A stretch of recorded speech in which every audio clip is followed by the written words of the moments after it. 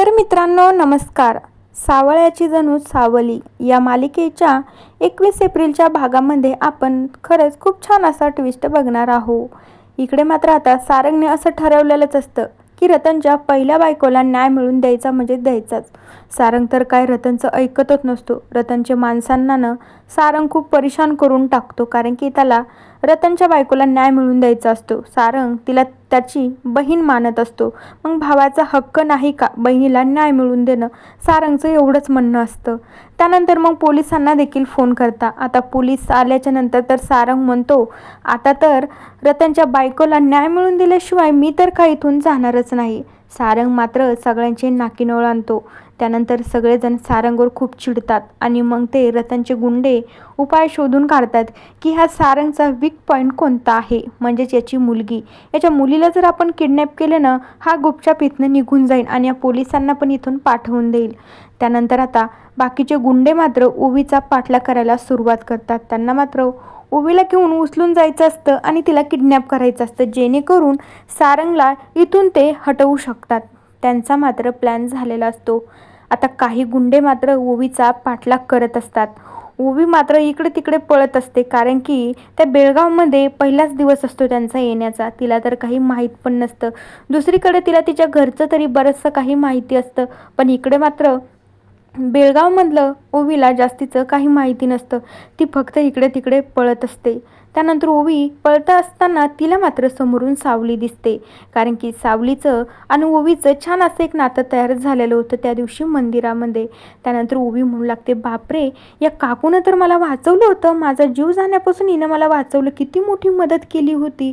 आता तर मला खूप इमर्जन्सी काम आहे, तर ही माझी मदत नक्कीच करेल. ओवी मात्र सावलीकडे जाते.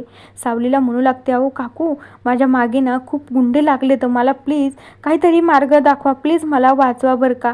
त्यानंतर सावली आता त्या मुलीची डायरेक्टली मदत करायला, म्हणजेच ओवीची मदत करायला तयार होते. सावलीला मात्र ओवीमध्ये जसं काही ती तिचीच मुलगी आहे असंच ओवी जवळ आल्यावर सावलीला जाणवत असतं. त्यानंतर आता सावली म्हणू लागते, तू काय कर, असं समोर जा आणि डाव्या बाजूंना ना सीडी आहे, तिथं जा आणि वरती जाऊन लपून बस. जसं काही सावलीनं सांगितलेलं असतं, ओवी मात्र तशीच आतमध्ये जाते. डाव्या बाजूंना सीडी असते, त्या सीडीनं वरती चढते आणि मग त्यावेळी ओवी तर इतकी घाबरलेली असते की ओवी इतकी छोटी असताना तिच्या पाठीमागे गुंडे लागले. छोट्या लेकरांना अगोदर तर मोठ्या मोठ्या गोष्टींची खूप भीती वाटत असते. ओवी खूप धडपडत खूप घाबरलेली असते, तरी ती शांत जाऊन बसते. त्यानंतर ते रतनची गुंडे मात्र सावलीकडे येतात. काय गं सावले, इथे एखाद्या छोट्या मुलीला बघितलं का तू, ते असे धमकावून सावलीला विचारू लागतात. तर सावली म्हणू लागते, नाही हो दादा, मी कोणत्या मुलीला बघितलं नाही, पण एक छोटी मुलगी ना मला इकडून समोर पळत जाताना दिसली आहे. तर ते रतनचे गुंडे म्हणू लागतं, हो हो, ही सांगती म्हणल्यावर नक्कीच ती मुलगी इकडे गेली असेल. आपण तिचा शोध घेऊ आणि आपल्याला तिला उचलायचं आहे बरं का, जेणेकरून हा सारंग आपल्या रतन भावाला ना त्रास देणार नाही. काय त्या वहिनीला त्याला न्याय मिळवून द्यायचा आहे, याला काही माहिती तरी आहे का. ते गुंडे मात्र ओवीचा पाठलाग करत तिकडे पुढे जातात, पण त्यांना काय माहिती आहे का, सावलीने ओवीला तिच्या घरामध्ये ठेवलं आहे. दुसरीकडे सारंगला माहीतच नसतं की गुंडे माझ्या ओवीचा पाठलाग करताय. पण त्यानंतर सारंग मात्र घाबरूनच ओवीला इकडे तिकडे बघायला सुरुवात करतो की त्याची ओवी कुठे गेली असेल म्हणून. बऱ्याच ठिकाणी सारंग ओवीला विचारत असतो, एखाद्या छोट्या मुलीला बघितलं का, पण लोकांनी नाही बघितलं. लोक उत्तर तरी काय देणार. त्यानंतर मात्र सारंग बघत बघत जातो, तर त्याला मात्र समोरून अबीर दिसतो. सारंग म्हणू लागतो, काय रे, इकडे काय करतोय तू.